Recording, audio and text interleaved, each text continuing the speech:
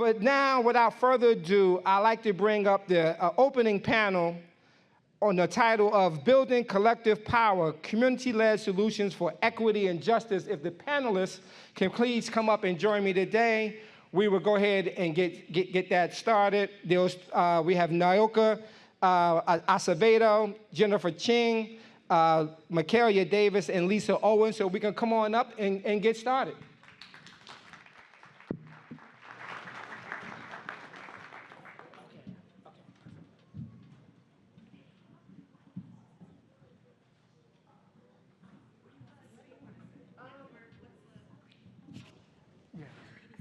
Yeah.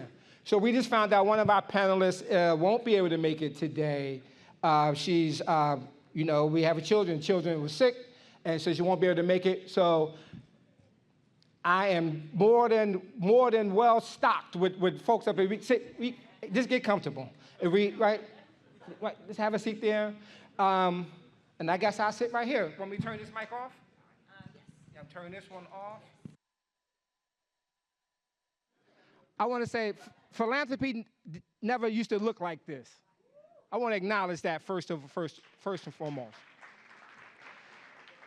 And not only didn't it look like this, it's not going to speak like this, what we're going to hear for this morning. So no pressure.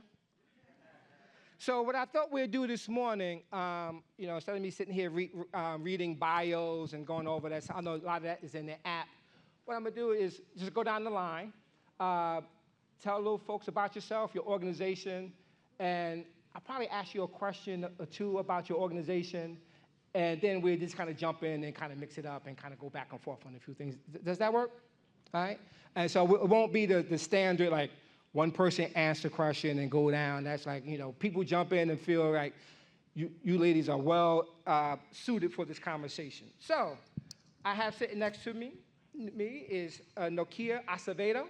And Naoka, why don't you introduce yourself and tell us about your organization? Good morning. My name is Naoka. Naoka, I'm sorry. It's all good. Naoka Acevedo, and a little bit about myself. Mm-hmm. I'm currently the director of the Youth Organizing and Culture Change Fund. We fund 9 organizations in New York City currently that work with youth organizers. They're base-building organizations. They're organizations that serve as political homes for youth organizers. And we also work with local artists and youth-serving arts organizations. And so through the fund, we're able to provide grant resources and technical assistance in the area of narrative strategy. And so we'll get into why, like as we talk about building power, and we talk about governance, why narrative strategy is key to that, and why young people are more poised than any other population to really shift and envision the world that we want to see. A little bit about myself. I'm Puerto Rican. I'm from the Bronx. I'm a mom. You might see my child in this space. And I have a deep love for Newark, having spent some time in Newark with the Sadie Nash Leadership Project many years ago. Whoa, yeah, and also with the Future Project some years ago. So I have a deep love for this city and what this city represents. And just have been witness to the power of young people in the city and how young people in the city move. So really grateful to be here, to be alongside these powerhouses, to be alongside you, sharing space as we talk about power. Right? And philanthropy's responsibility. So Lisa, I see you down there smiling. You say about talking about power, right, Lisa? So let me ask you a question. I was looking at your organization's website and looking at your mission, and it says your mission empowers youth leaders at the helm of social and cultural change with the tools and support to advance racial and social justice in their communities and to support them to achieve personal and collective transformation to advance racial and social justice in their communities. What are some of the tools and support that you provide young people to do this work? Thank you for that question. So as I mentioned, we provide grant resources. So philanthropy's first responsibility is to move the money. Say that again. Move the money with as little barriers as possible, right? So that's our first role. Pull the money down and get the money to where it needs to go. Prior to launching the fund, we conducted a landscape analysis, and what we heard from youth organizers was that folks wanted training. So in addition to the money, they're like, yes, give us the money, and we would really appreciate training and support in these areas. And so one of the things that we've embarked on was providing technical assistance, again, in the area of narrative strategy. For the first 2 years, we partnered with an organization called Center for Cultural Power, and they're really adept at training organizers writ large on how to harness the arts and culture to create change, right? And so what we did through these monthly sessions is had the Center for Cultural Power come in, have folks define what is narrative strategy, what are the dominant narratives we're combating, right? And so we know, if we think about Newark as an example, we know some of the dominant narratives about Newark. Right. And they may not be positive. Right. And so how do we as organizers, how do we as youth organizers, how do we as community shift those narratives? Right. And so as we're shifting narratives, what are the stories and messages that are going to support those narrative shifts? And what are the cultural changes that are going to support those narrative shifts, right? And because we swim in culture all of the time, we're not separate and apart from culture, we provided space for youth organizers to get the technical assistance and the language and the training, but also just be in practice of how are we using the arts to amplify our narrative. So a very popular narrative that our cohort landed on, which many of you know, is this narrative of we keep us safe. So really thinking about community safety, right? Yeah.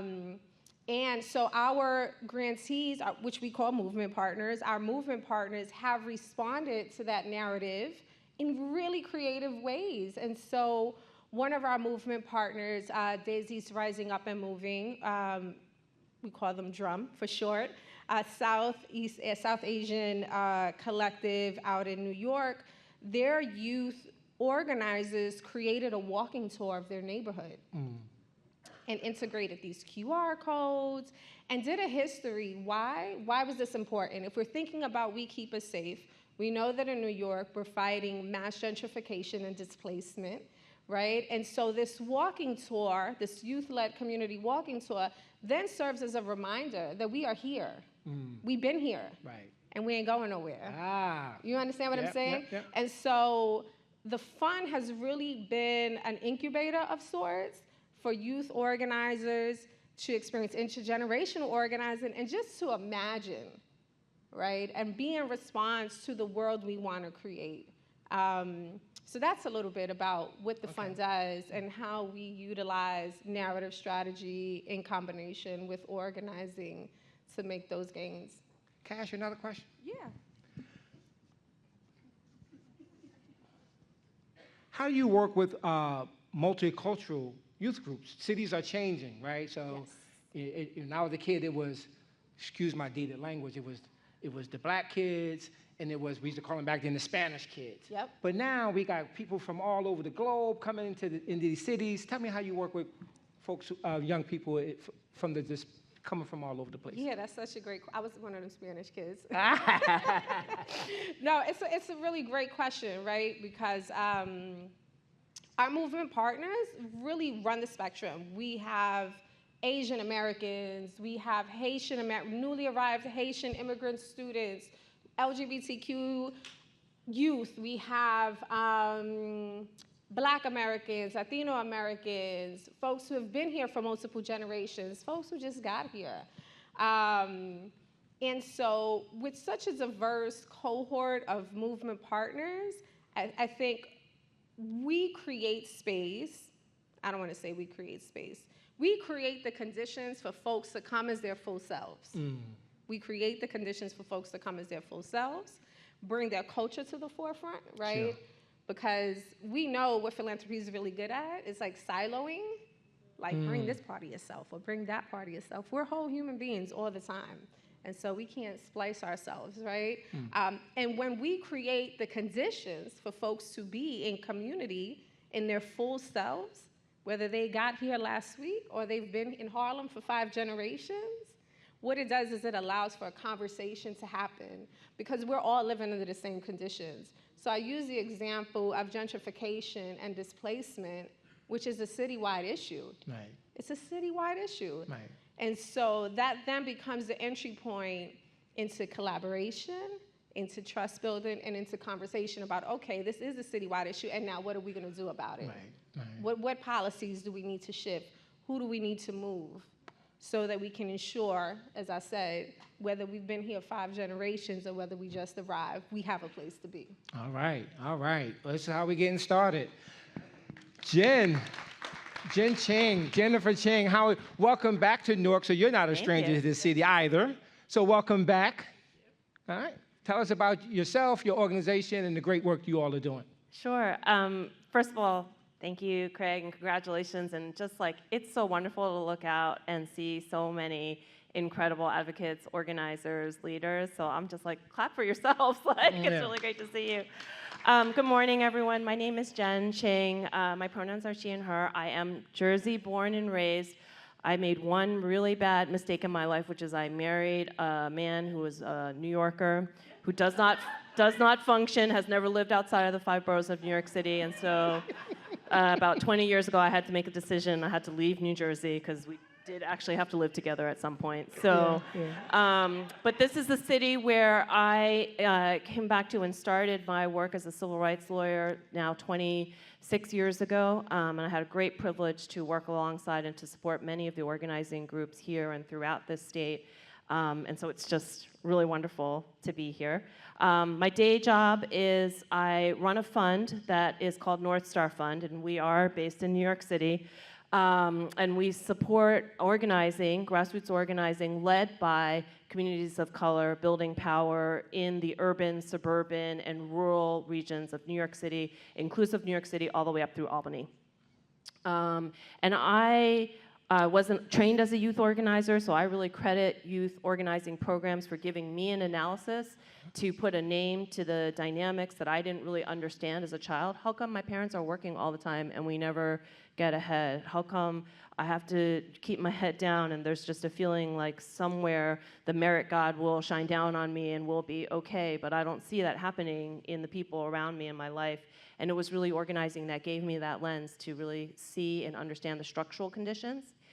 And I worked as an organizer and then a lawyer, and I entered this field of philanthropy because I was really tired of seeing how broken the money system was. I was really tired of being that staff person brought into a fundraising conversation and then being asked to just, like Naoka was saying, bring out just one side of our work, the poor side, the hard side, the gritty story side, instead of what I really saw, which was the power building, the discipline, and the deep commitment to stopping and changing all the barriers. So that's a little bit about me. All right. Can I ask you a couple of questions? You sure can. Do I have a choice? No. I'm going to ask this question, but I'm going to come back to it because I'm going to pull Lisa into it a little bit later on and bring everyone into this question. How does your organization define organizing? That's a great question. Because I think sometimes we say organizing, and in particular in philanthropy, we've had a lot of co-opting of what organizing is. So I'll tell you what maybe organizing is not. First of all, I'm also a mother, but I'm a terrible mother organizer because my children are not here. I'm the mother of 2 older children who I bet you right now are still sleeping and could care less what I'm doing or what I'm talking about. So don't maybe listen to what I say about organizing. But organizing is a type of power, right? And I'm looking around this room and I see many organizers. But it's a very specific type of power, right? In this country, in this moment, in this state, in the field of philanthropy, we're perhaps a little bit more obsessed with some other types of power, like electoral power, right? Who do we get into governmental institutions? Advocacy power, how are communities connected to institutions to build access to existing institutions? Narrative power, of course, right? How do we bring in diverse communities to see our vision of the world? But organizing power is at core the belief and the discipline that people who are most proximate to the injustices that we all claim that we are here to address are the ones who can design, who not even can, must design the solutions and the strategies to get to those solutions, right? And the difference, I think, is because when you talk about and when you build and when you center organizing power, then you are automatically talking about changing the actual structural conditions. You're not going to dance around, well, maybe we'll get $10,000 and we'll kind of do this thing and we can have a campaign and we'll have a 15-year strategy, right? We have eyes on the prize and we know what it is that we are seeking to change. At North Star Fund, we build organizing power through a few different ways. One of our most well-known funds is one of the only Black activist-led organizing funds for Black-led organizing. It's based in New York, but we have long been wanting to and encourage and have helped build models like ours throughout the country. Our fund was founded and built after Eric Garner was murdered by the NYPD, and the goal of the fund is Black liberation, and the goal of the fund is abolition of the system. So we're not here to say we'll reform the NYPD, we'll partner with the NYPD, but we are here to say there is a vision for a different world, and organizers are the way to that world. Wow. Give it up. Now, I have another question for you. Checking out your work says that you support grassroots organizing led by communities of color building power in New York City and Hudson Valley. You said we organize people across race and class in support of these movements. Can you discuss the importance of developing relationships and allies with people who don't look like you? Yeah. One of the things, well, first of all, everything Nayoka said about sort of what it is to be in a multicultural space and building community relationship and community power. But at North Star Fund, one of the things that we realized a few years ago, so first of all, we're a foundation, but we're really like all of you out there. We are out there fundraising, and I think that's a really important distinction when you're still on the side of trying to convince people to come to your side, right? You understand money in that dynamic and power is a part of all of our conversations. And so several years ago at North Star Fund, we decided to actually be really transparent about that.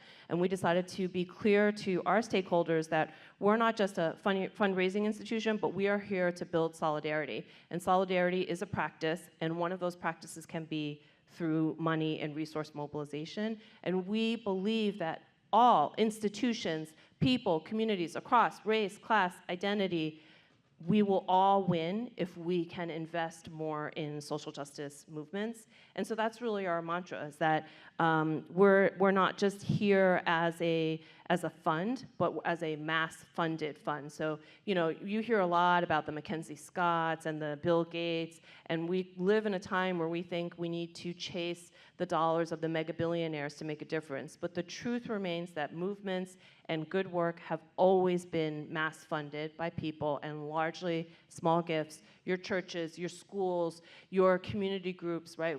We will exist whether or not mainstream philanthropy invests in us. And so at North Star Fund, part of what we have tried to do to build across communities of difference is to demonstrate that shared stake and the success that we can all have in fundraising and moving dollars to movements together.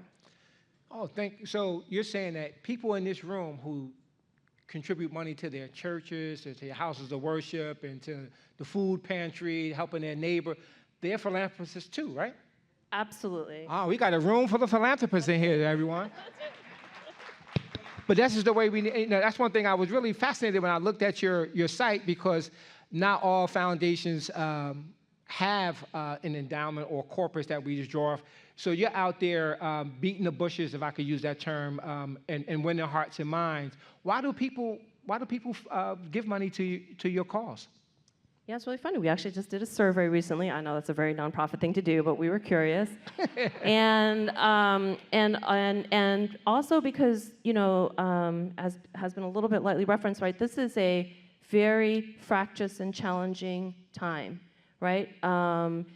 How many of us are feeling silenced in our workplace, in our funder conversations? The questions about whether or not we can truly show up authentically in what we believe in, and can we truly identify what we believe to be wrong? And so we were actually curious. And it turns out a lot of people come through North Star Fund because they see social justice and they want to believe in it, but they don't understand it. They hear organizing, they see what's happening on the streets, they see it on Instagram, on TikTok, but they don't actually get the what's there underneath it all. And so we're a little bit of a connector. So we support over 130 organizations, all grassroots. The majority of them have budgets of under 300,000.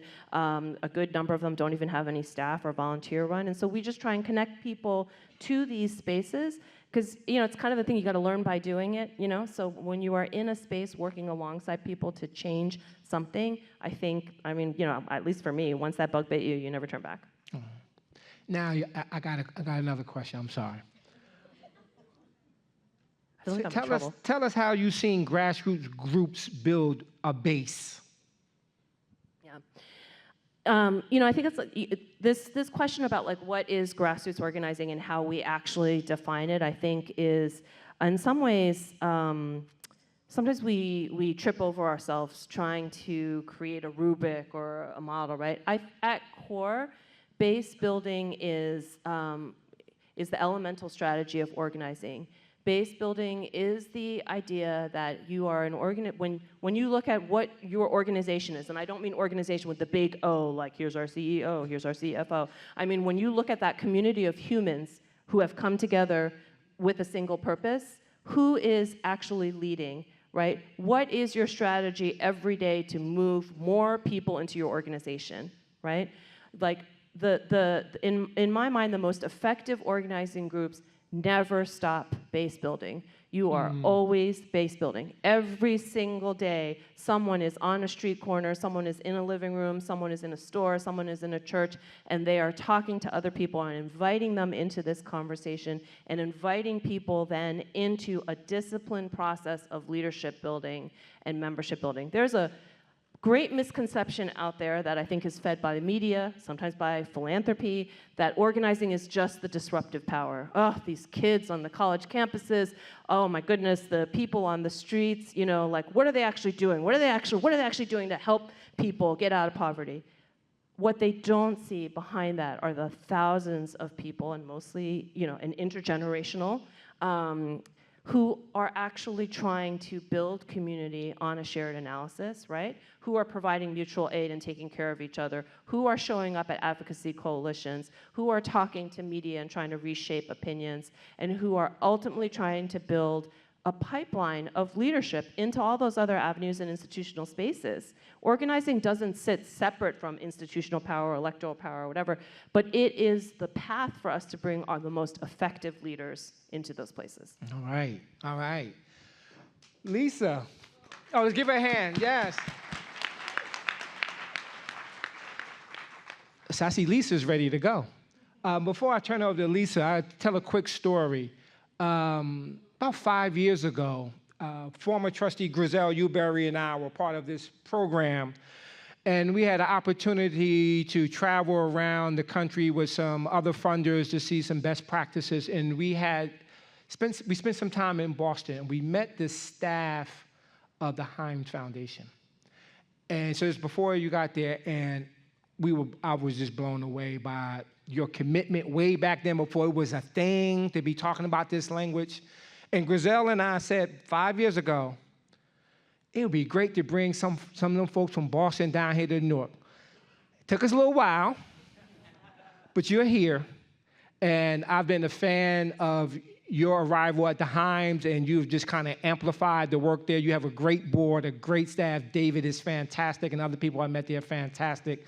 So I'm going to turn it over to you to talk about yourself, your work, and then I may have a question or two for you.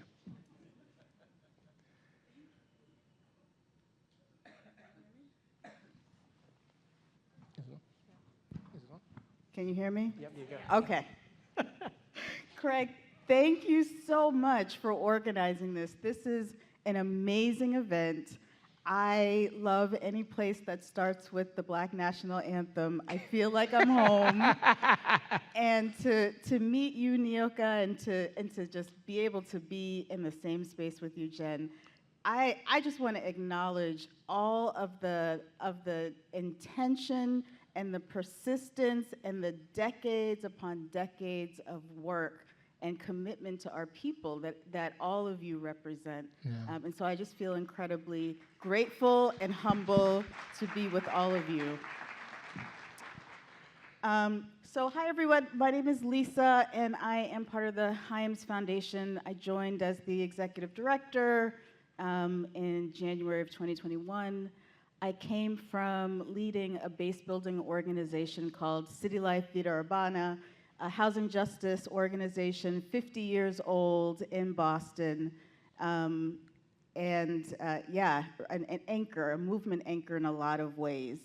My background is in community organizing. I come from a family of people who trained little Black young people from the heart of, at the time, Boston's Black community in Roxbury, Massachusetts, to be fighters for Black liberation.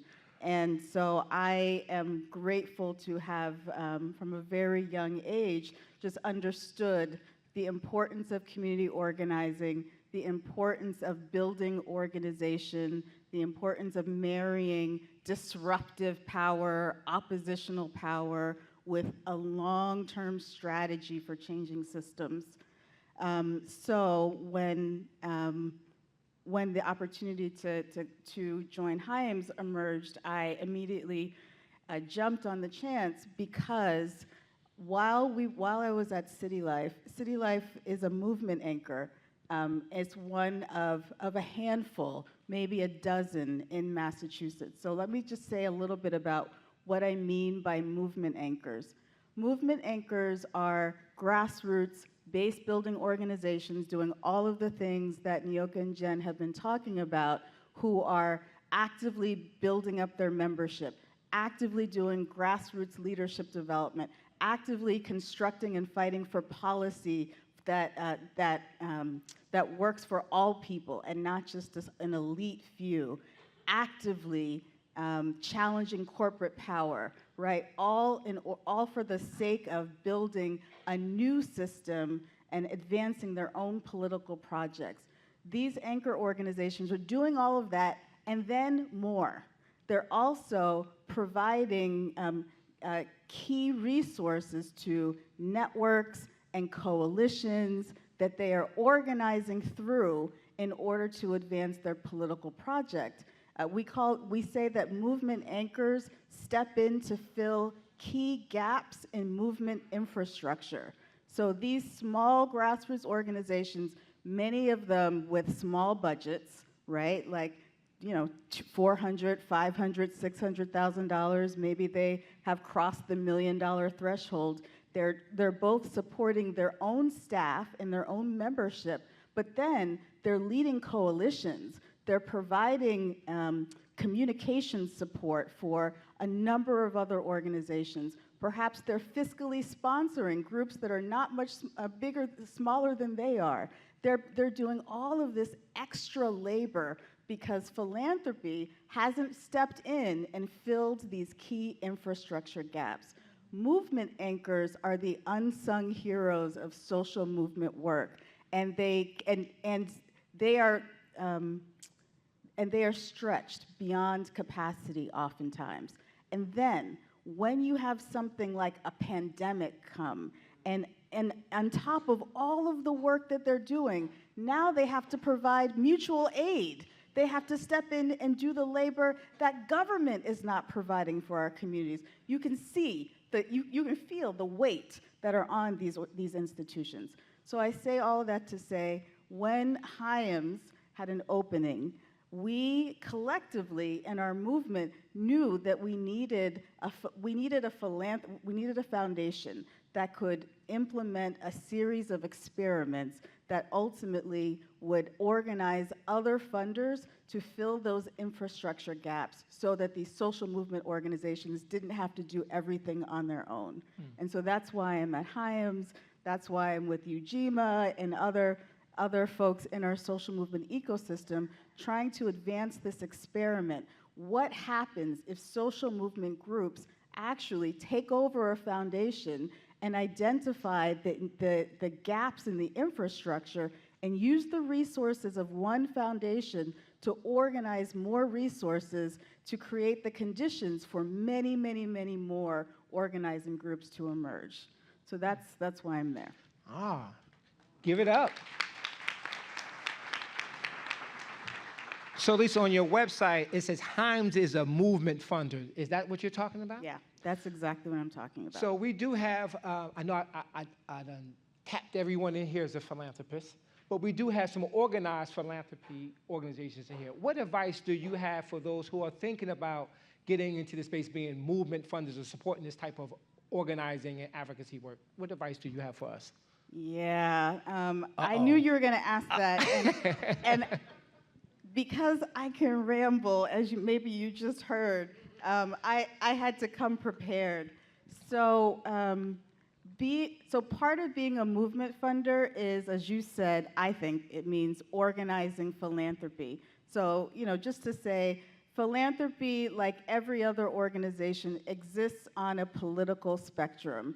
There are those who are actively trying to maintain the status quo and maintain wealth and power for an elite few. There are those who are actively trying to transform society, given the resources that we have, and work in partnership with movement groups, and everything in between. So Himes is on this side. We are actively trying to help our movement partners transform society and stop extracting from our communities. So what we think we should be doing is organizing with other funders that are on this side first, and to collaborate and coordinate.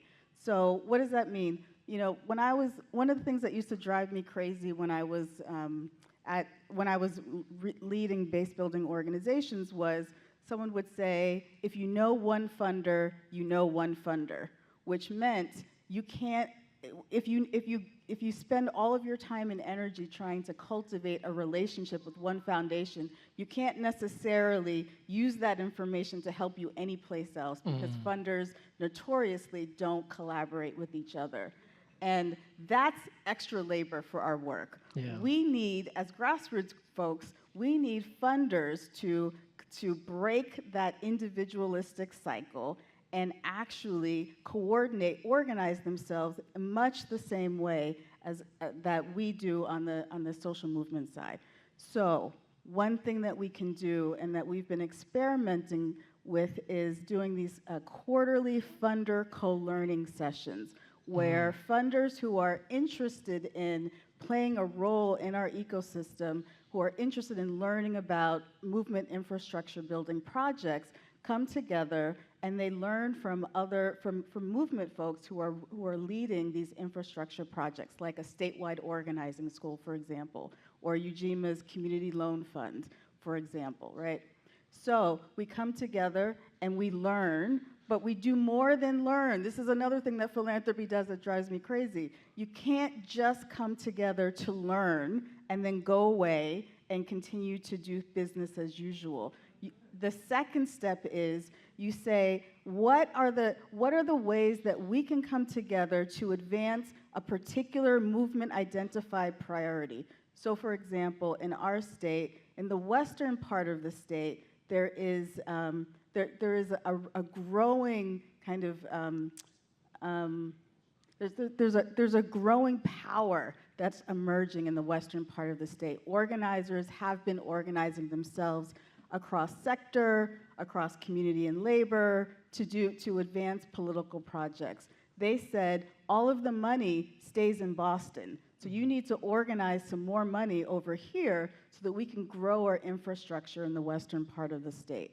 So we got together with a handful of other funders and we said, what can we do? So we moved, about $1 million into the state for last year. And we said, and we took their direction. And through that, we don't have time to talk about it, but that's an example of coming together to learn from movement priorities, moving money, and then evaluating, not evaluating them, evaluating us. We ask them, how did we do? Were we good partners? What do we need to do differently next year? And how much more money do you need us to raise? Can you repeat that last part again? That's right. Wow, that's something for us to tackle here in New Jersey, particularly here in the city of Newark. It's something that we've been talking about, but we haven't kind of turned all our efforts to. But so we'll be doing some follow-up. I do have another question for you. I was reading an article that you co-authored. I think it was in the Stanford Social Review. I think I may have gotten that wrong. And the article was Building Power When Everything is at Stake. Great article. And in there, you use this. You said, you talk about political power, right? How do you define political power? How do you define political power? And what does that look like in action? Yeah, so this is my favorite part of the conversation. And I'm going to start by, so bear with me because it does get better. So we are, and by we, I mean our entire country. We are under assault. I think it's obvious that working class people, women, LGBTQ people, immigrants, Muslims, young people, etc. Black people, indigenous people, the list goes on. We are seeing what happens when an agenda that is at its core white supremacist and anti-democratic, authoritarian, increasingly rises in both political power and uses its infrastructure to grow its social base.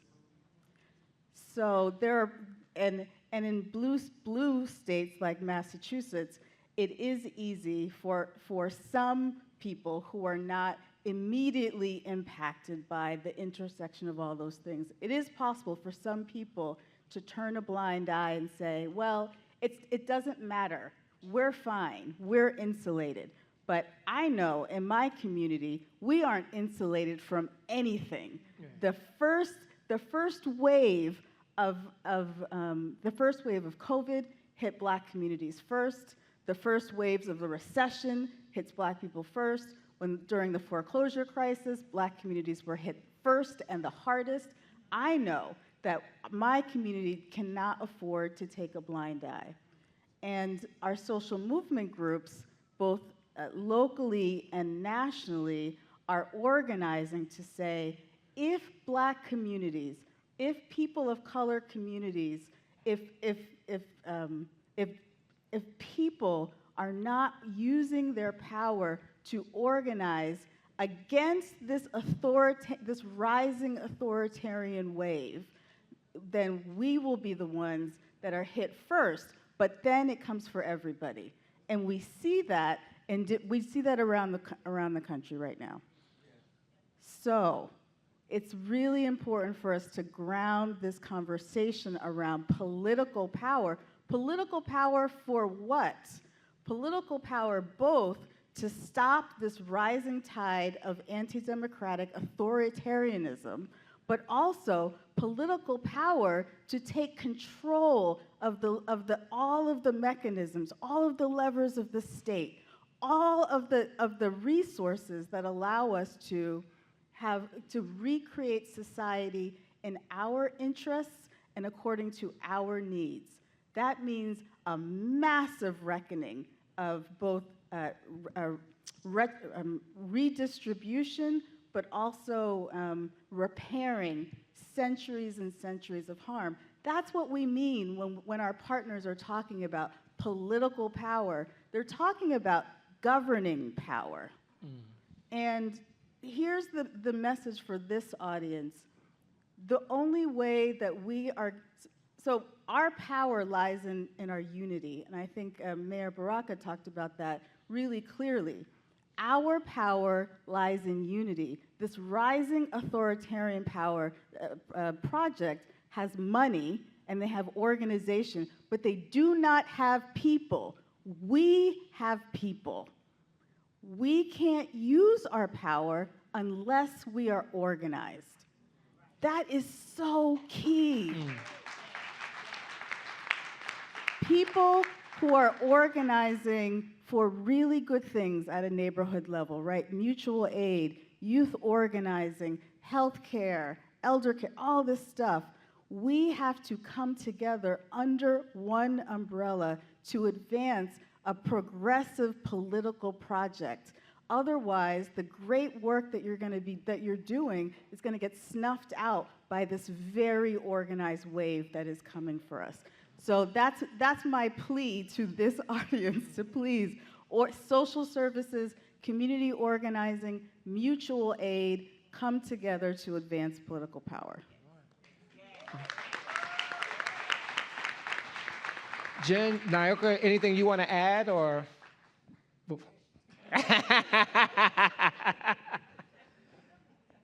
So, I get asked a lot what inspires me about this work. And it's young people.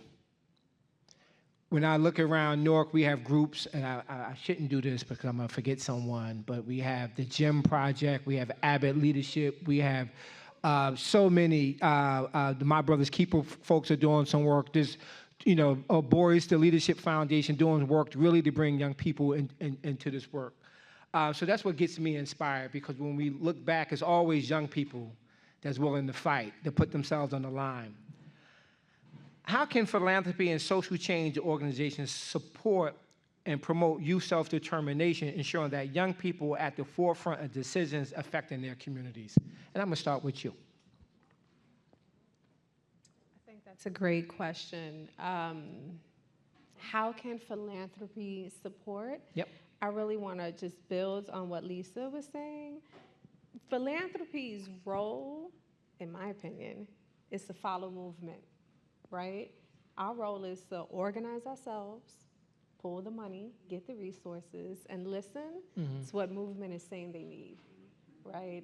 And act accordingly, and move accordingly. And so how can we support that? We can support that by supporting the organizations that serve as political homes for young people.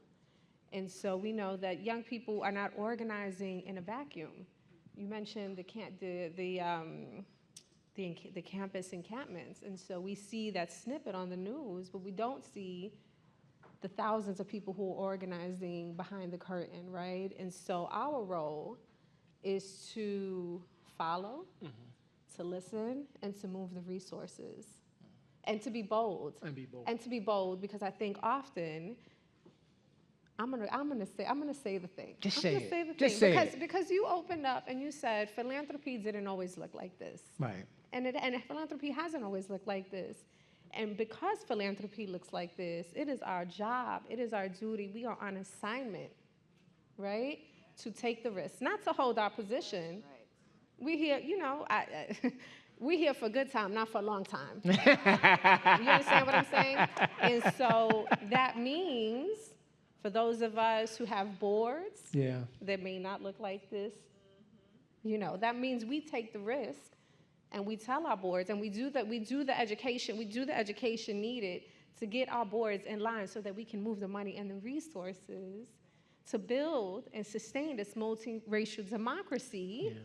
Right? Yeah. That is going to hold the line and fight authoritarianism, that is going to create the world we want to see. Yeah. And why do we do that? Because we know young people are the vanguard. We know young people are putting their bodies on the line daily, and have been. And there has been a history of young people putting their bodies on the line.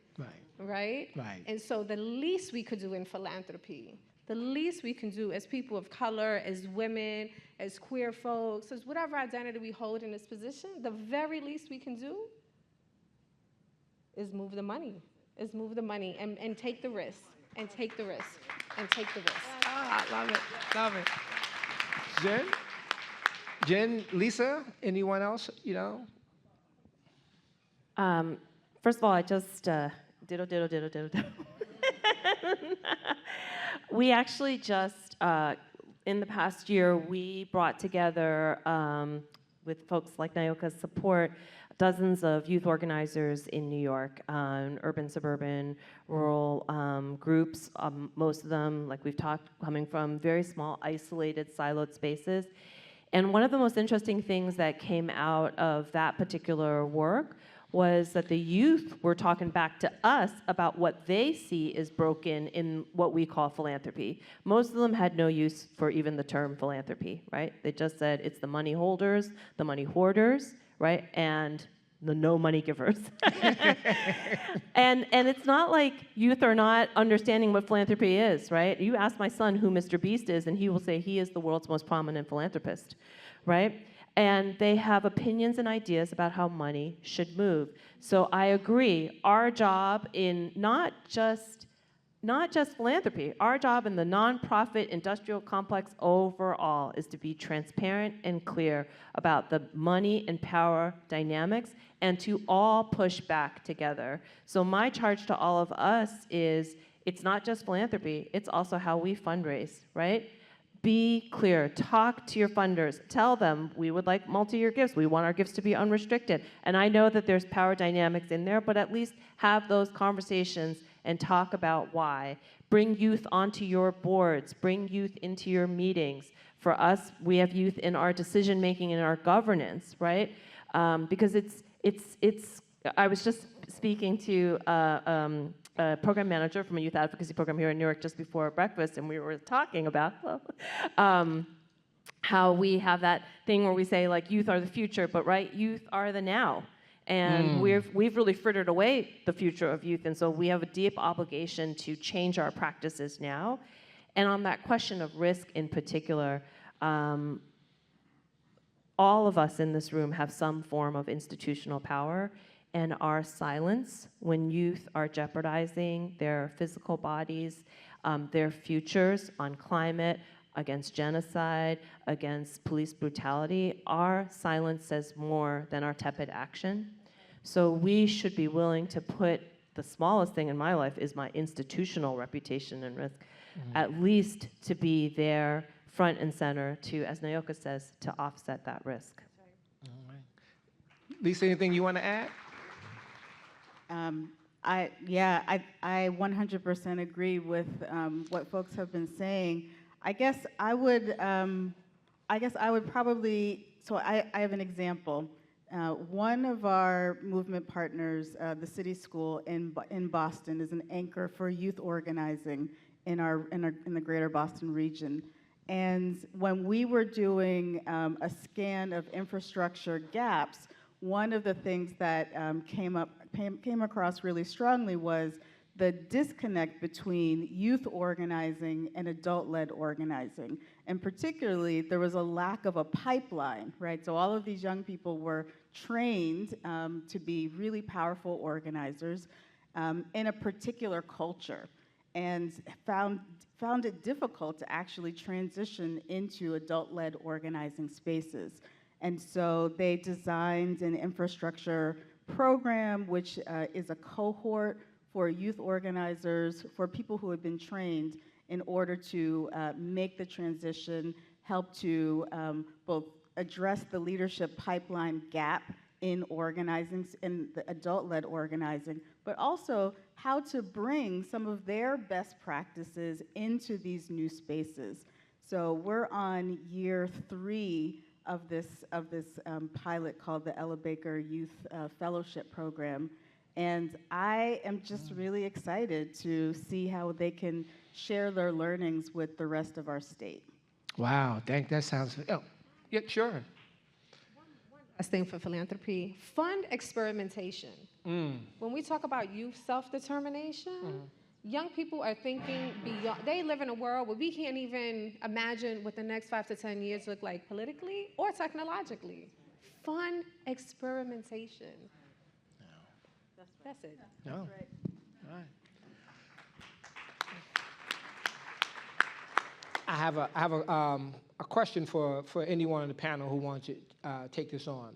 So we live in communities often that have multiple needs. So we have the immediate needs of food, shelter, all the things that we know, and we're talking about organizing and advocacy. How do we balance out the community needs with long-term system change in your philanthropy and advocacy work? Lisa, I'll start with you. Yeah, I think that it's like I think it's a false dichotomy to say either immediate basic needs or long-term systemic change. Because all of the movement anchors who are just amazing organizers who are bringing in community residents, every day, as Jen was talking about, but what are they bringing them in to do? So at City Life, people would come in because they were facing displacement, and they were fighting corporate landlords that were raising their rent, sometimes 100% rent increases. Who can afford that, right? So it is a service to learn how to organize your building into a tenant association or a tenant union. It is also a service to organize multiple tenant unions to fight one ginormous corporate landlord. It's a service to win your case and beat that corporate landlord and get 5-year rent contracts, right? And that is a service. And when those same leaders who are politicized through their struggle, who learn how to collectivize and say, you know what, maybe this wasn't just my problem or my building's problem. Maybe there's a problem with an economic system that allows corporate landlords to raise the rent 100% with no recourse. Right. So I'm going to change that system, right? It is a natural progression. People come in because they have immediate basic needs, but as they stay, they grow into leaders who want to devote their lives to changing the system. All right. Jen, Nayoka? Just two things, and the first one is I'm paraphrasing, of course, Audre Lorde. None of us lead single-issue lives, right? We are, right? So, you ask any nonprofit serving any side of human need, and they will always say, we address this, but also our clients, our members, our community need this, that, and the other, right? So I think the fact that we even think about our work across these lines, right, we have to just tear them apart. The second thing I'm going to say is before, when we talked about how everyone in this room is a philanthropist, that's a philanthropist with a little p, right? Philanthropy with a P, make no mistake, is an entrenched financial system that exists to benefit the wealthy, to offset and to allow them to hoard more wealth, right? So when we hear from, sometimes when we talk to a funder and they say, well, the housing budget this year is just this, and workforce development is just this, I'm sorry, we just can't fit you in, right? In my head, I'm thinking, nobody told you that you have to only just spend 5% of your market-generated wealth, right? What we are experiencing right now at a time when government is deeply divesting from core services that we need in our communities is philanthropy is on the other side, hoarding an untold billions and billions and billions of wealth. And that's not just, again, we tend to fixate on the 10 wealthiest people in the world, the Bill Gates, whatever. But the truth is that with the deregulation of philanthropy, people just go to their banks and they just move, $100,000 of their wealth into a donor-advised fund that's private, anonymous, unregulated. They get the tax benefit right there, but they never actually have to move that to anything of charitable purpose, right? So the philanthropy big P system is breaking and has broken, frankly, or it's working as it was designed. So when we hear these questions about how do we choose across all these issues, my response often is you find a way, right? It has to be a yes and right now. And so if your own pocketbook feels limited, then listen to Lisa and Naoka. Get out there and organize the others around you. It's amazing what you can unlock. And when resources are unlocked, they will continue to flow. Anything you want to add? Nothing to add. I have a lot of questions, but I'm sure we got to get, I see the timekeeper walking up on me. See, I felt you coming. That's why I kind of knew, right? I do have one final question to ask the panel, and then we'll open it up for, right? And it kind of just, you teed it up nicely. You must have been peeking at my cards. So how do we hold philanthropy accountable for advancing racial justice beyond just funding commitments? So I think that movement and even beyond movements, community groups could do this too, but folks should give us a scorecard, right? So we have been, I mentioned that we have changed our evaluation to turn the mirror inward and to look at ourselves, look at our own practice, and we embed that. Every year we do an evaluation, and then we share back to our partners. We share back to our movement, our funder colleagues. Here's how movement rated us. And we're in the process of changing our governance structure so that this exists not just on the programmatic level, but that our board actually is in a structural relationship with our movement partners. It's messy. This is not a done deal. You can imagine what happens when we start talking about challenging power and sharing power, right? But this is one of the ways that we're trying to be accountable to movement. And what we haven't done, though, is to be even more public, to say beyond our immediate circle, our immediate movement partners, but on the website, when we do conferences, when we write stuff for SSIR, we should be more public about here's what our annual scorecard from movement says about us. Here's where we're failing, here's where we're doing well. Not for the purpose of patting ourselves on the back, but for the purpose of public accountability. There isn't a structure for community to hold philanthropy accountable, but I think that there needs to be.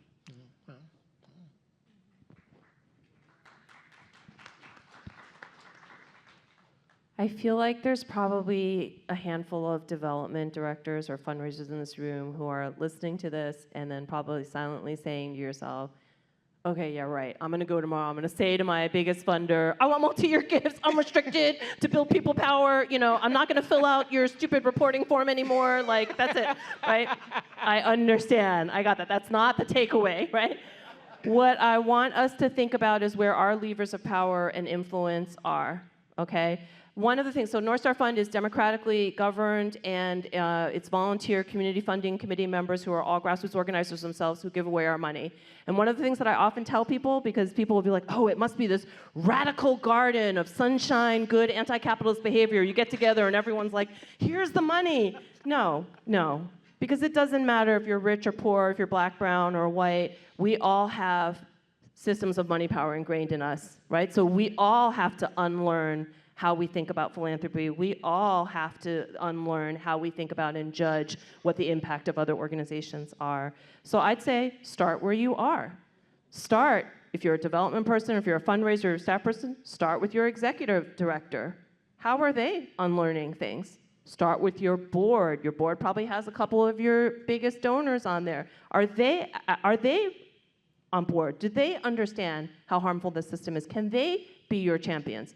How many of you sit on boards of other nonprofits where you feel like, no, we have to save the 500 widgets for the $300, we're gonna do that, how many of us are actively practicing unlearning these systems in the work where we are directly engaged? When we do that, we build that muscle, we change minds, we change hearts, we have stories behind us, then we can start having that more, confrontational, relational conversations. But I urge you all to really think about today who is in your immediate orbit that you can begin to think about to change these things.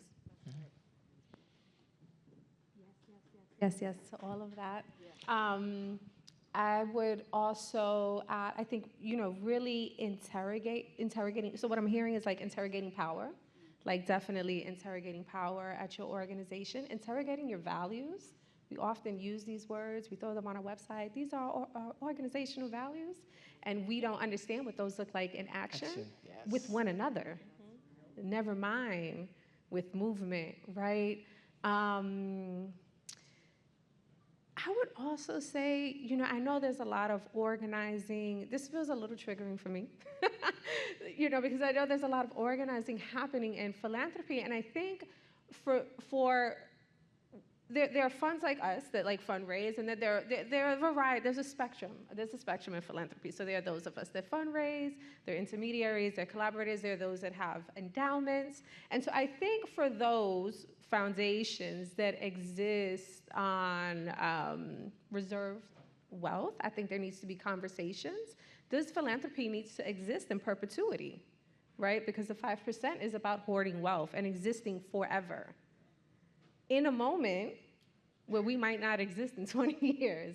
And that's just the reality of the climate and political moment. And so asking your board and having that conversation, is this billion-dollar endowment or multi-million-dollar endowment going to exist in perpetuity? Or are we going to spend down? Because we know that the moment calls for it. And I'm sharing this because I remember being on a call in 2020 when many foundations, I'm gonna hold this a task. So many foundations pulled down additional funds during 2020.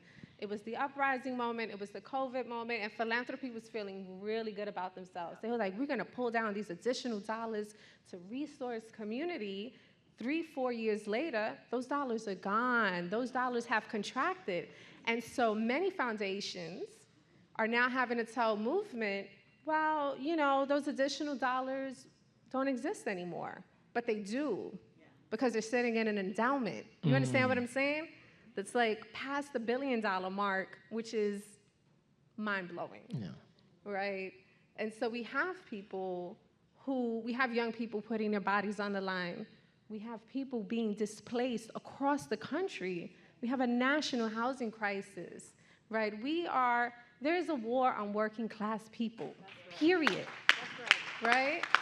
And we, philanthropy writ large, are telling folks, oh, we don't have the resources. So this conversation about funding housing or funding this or funding that, we know that there is no scarcity of wealth. We know there's no scarcity of wealth. It's a scarcity of what folks are willing to give. It's a scarcity around, am I willing to give up this power, right? Am I willing to give up this position?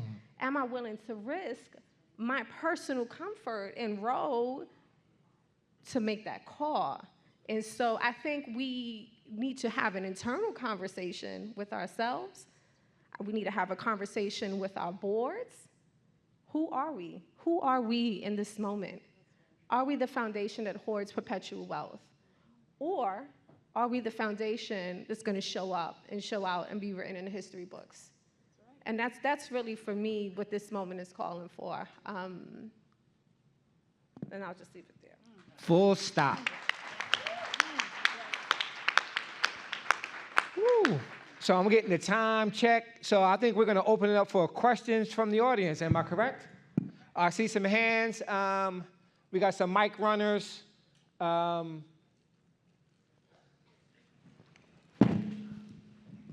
First of all, thank you for this wonderful panel. Good morning, everyone.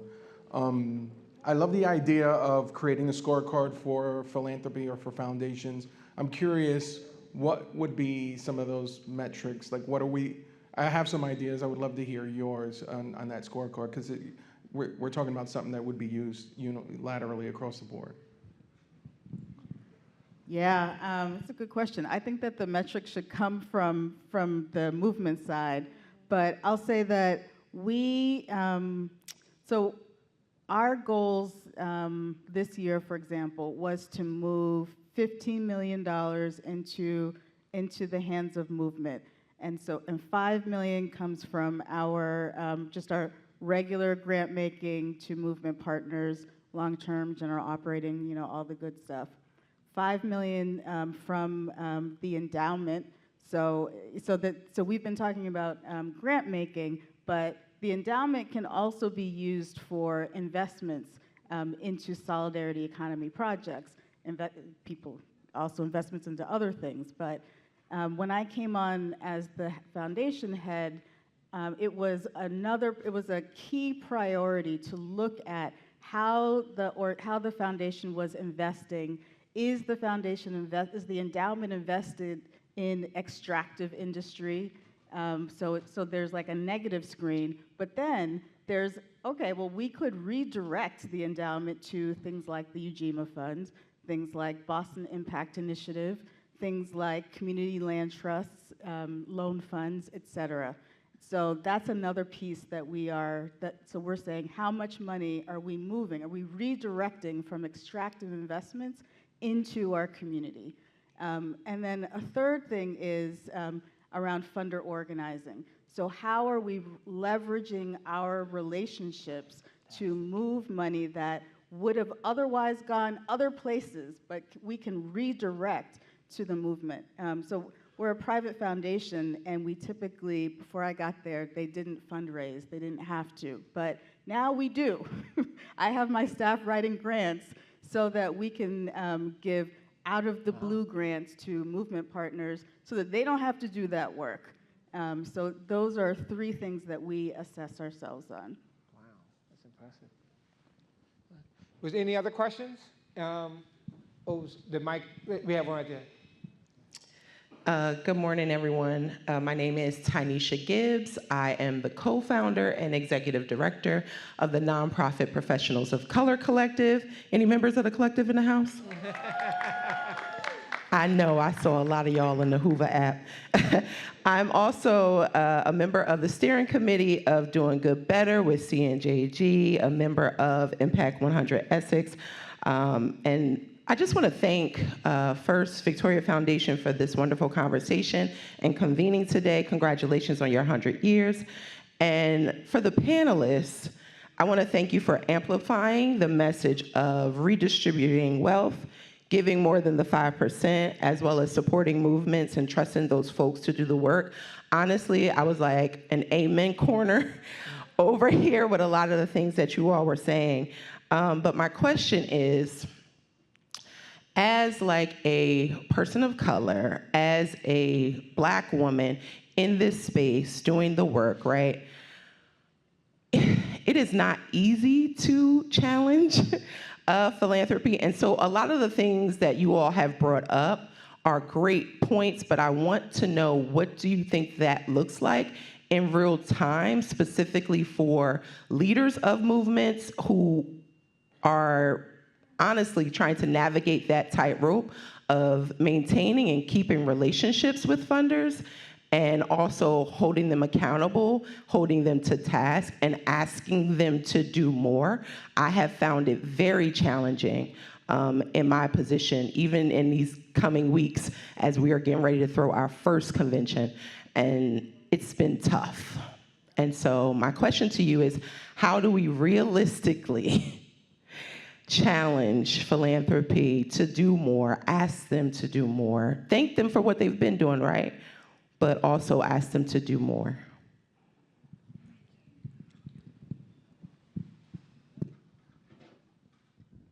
Thank you so much for your comment and reality check. And I just want to say, everything you just said is what goes through my mind every day in every conversation that I have. When I joined North Star Fund 7 years ago, the fundraising arm of our institution was four women, all women of color, none of us from wealth backgrounds, being charged to raise money for the institution for the first time from both individual donors and institutional philanthropy. And honestly, we literally had this conversation because we were all trained to serve donors. We were all trained to do the nice thank you events and say, no, no, no, no, no, no, no, thank you for the money. We'll take it in any shape, form, size. Give it to me in a duffel bag. Give it to me in a gold case. Tell me that I have to, And we, like Nayoka said, we came to a point where we really interrogated in ourselves, what are we going to do to change first how we are talking to each other, and then how are we talking to our boards, how are we talking to our donors. It's been a 7-year process, but we have clarity and intention and purpose, and we are not going to change. And I am proud to say that this 4-women group has, over the past 7 years, moved more money in the institution's history. So we came into an organization that had moved about $40 million. We have since moved about $67 million. So, and it is not without having lost donors, lost funders. I've had to field many, can I speak to your manager? I am the manager call. But we have clarity, purpose, and the last thing that I'll just say, because I don't mean to just be, inspirational, you go out there and do it, right? Is that we have made our call invitational, right? So I'm speaking to you all in very disciplined terms, but I am inviting the broader world of wealth holders into our table, right? What Craig and I were talking when we first said, what does it mean to actually organize people across race and class to think and give more to social justice movements? As Lisa's saying, right? I put on my organizing hat and I invite the person across the table to be in solidarity with me, to practice, to make mistakes, to allow us to experiment. Literally use these words, right? The words I don't use anymore: risk. We're not a risky investment. Don't tell me that just because I'm brownish that I'm risky for you, right? We stay away from risk. We stay away from innovation. This work is not radical. People have been building power for centuries, right? But what we ask is to be aligned in that practice together. So I'm sorry to be so abstract, and I think, as I said before, the power really lies in mapping out who you can change and then steer together.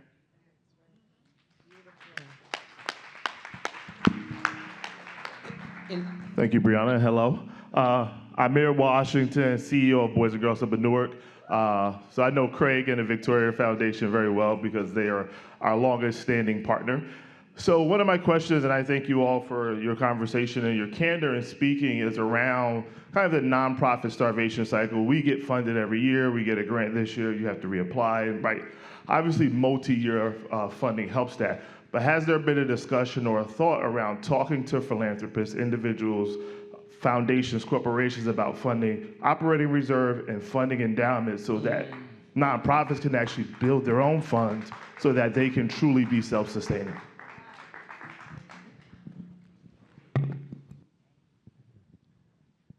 Yeah, so I think, number one, funders can't hear enough how important unrestricted, general operating, multi-year funding is. And so that's the drum that I think we all beat with our funder colleagues. I think there is the Schott Foundation, which is an intermediary national. They do national education justice work, and they do really great local work in the state in Massachusetts. They have a campaign organizing funders to build up the endowment of educational justice youth organizing groups. And so we are learning from them, and we are amplifying that call. So so one of the, I think, the lowest hanging fruit for any funder, other than general operating, long-term, unrestricted funding, is to amplify the call for building out endowments. So on Chaim's end, part of our Building Movement Infrastructure project is to support the development of funds. So our folks haven't been talking about endowments, but they have been talking about building large-scale community-controlled loan funds. So, for example, there are 2 movement building institutions that are creating. One is a $30 million fund, one is a $50 million fund for acquiring housing that is in the private market, keeping residents from displacement and putting it on and having long-term community ownership in perpetuity. So that's a project that we fund through both the general operating, through investments from our endowment, and through funder organizing to build up these funds. But using that model, I think we should absolutely be amplifying the call for endowments for organizations as well. Anyone else? Got some questions in the back? Yes, Okay. hello. I'm with the Greater Newark HUD Tenants Coalition, and we've also partnered with Community and Injustice at Brick City, their local grassroots organizations. And what I've noticed is that gritty, real-life situations, such as the fact that public housing is being demolished and people are being left homeless. The immigrant population is forced to live in favela-like conditions here in the city of Newark, overcrowded, shacks popping up in people's backyards, the permeable surfaces that would normally absorb rain and water runoff is not accessible, and we have flooding in areas that never had flooding before.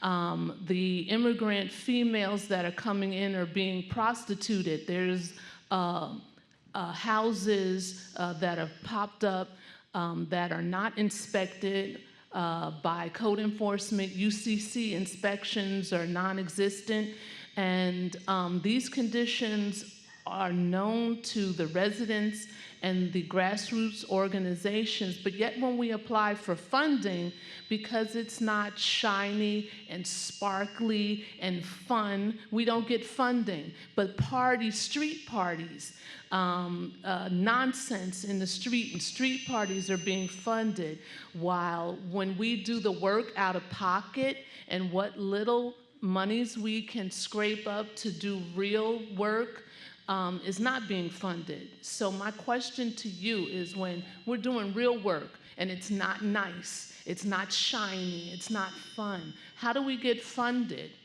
Like, what do we have to say to you? Do we put a party up and then we do the party to help the women that are being prostituted in the community next to grammar schools? Like, this is unacceptable. But like I said, when we come out and ask for monies, we're not being funded.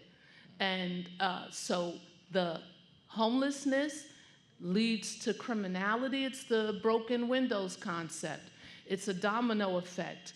When you don't have good housing and safe, clean housing, you're being made homeless, you have to find other avenues. There are 5 homeless men right outside Rutgers over here. They're sitting in lounge chairs and down the steps from the library. Like, how do we get the funding to actually do real work? Yeah. I'm sorry, did you say you were the Greater Newark HUD Tenant Coalition? Greater Newark, and you know us because the Victoria Foundation has funded us. Yeah, okay. Still do. Anyone wants to, because we're getting close to the end, I just want to know if anyone wanted to respond. Just thank you for your comments. Just a quick thing that I just want to share. For almost 10 years, I ran a human services agency in Southeast Queens in Jamaica, sort of the county legal services agency. And one of the things that we noticed was that we got the lion's share of public dollars and charitable dollars through our work, right? Because we were an established, long-time social service institution. But the grassroots partners that we worked with, many of whose members were our clients, right, would not be able to access funding. So we started a multi-year project where we basically, every time we applied for a grant, we apply for a portion of the budget of that grant to go to a grassroots partner and then introduce that partner to the funder, right? So there's a way in which the ecosystem also, we can look out for each other and create ways so that emerging organizations or even longtime organizations that may have even chosen for good reason to stay out of the formal funder system can still access dollars so that the on-the-ground work we know is essential can continue. All right, thank you. I think we have time for one more question. There you go. Hi, good morning, everyone. I'm Arturo Osorio. I'm a faculty here at Rutgers Business School. I work with Diane Hill's Office of Community Engagement, with the Concord Center. I'm also board member for several organizations, the Hispanic Chamber of Commerce and the sort. So with those many hats, I want to have a conversation with you guys and says, how can we academics who work in multiple spaces collaborate with you to do what Jeff Robinson mentioned, that is community engagement research, to better assess and help you fund those dollars, do better for the community, and sometimes bring ideas that they are not traditional. I will not call them innovative, I just call them non-traditional to traditional spaces.